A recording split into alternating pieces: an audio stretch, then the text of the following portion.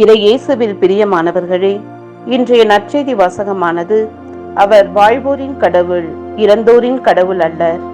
ஆம், நம் கடவுள் வாழ்வோரின் கடவுள் என்பதனை சிந்திக்க அழைக்கின்றது. கிறிஸ்தவரும் மிகப்பெரிய விஞ்ஞானியுமான மைக்கேல் பாரடே நோய்வாய்ப்பட்டு மரணப்படுக்கையில் கிடந்தார்.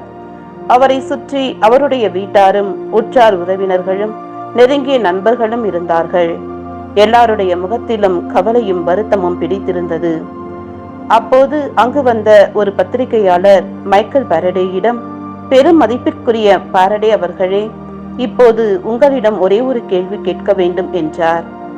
என்ன கேள்வி என்று அவர் கேட்டதற்கு பத்திரிகையாளர் அவரிடம், ஒன்றுமில்லை, நீங்கள் மிக சிறந்த விஞ்ஞானி, அதே வேளையில் இறைப்பற்றாளரும் கூட.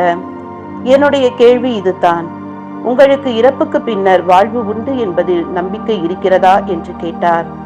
அதற்கு மைக்கேல் பாரடே, எனக்கு இறப்புக்கு பின் வாழ்வு உண்டா இல்லையா என்பது தெரியாது.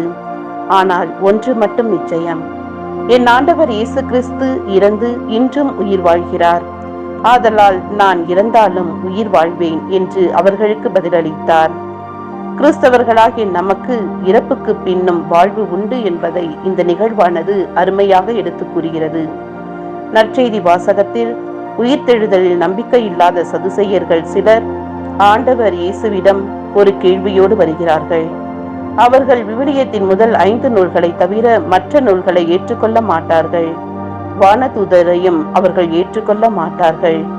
இவர்கள் கேட்ட கேள்வியே சற்று குதர்க்கமாகவும் இயேசுவை சிக்கலில் மாட்டி விடுவதாகவும் இருந்தாலும் அவர் அதற்கு தெளிவாக பதிலளிக்கிறார்.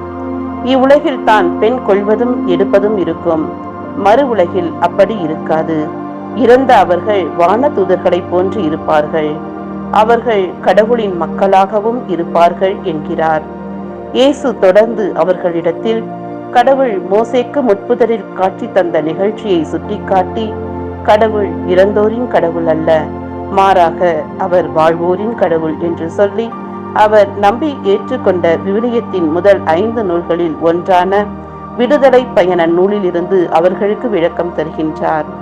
பல நேரங்களில் நாம் சதுசேயர்களை போன்று விவிலியமும் அறியாமல் கிறிஸ்துவையும் முழுமையாக அறியாமல் இருக்கின்றோம். அறியாமைதான் அனைத்து தீமைகளுக்கும் காரணமாக இருக்கின்றது.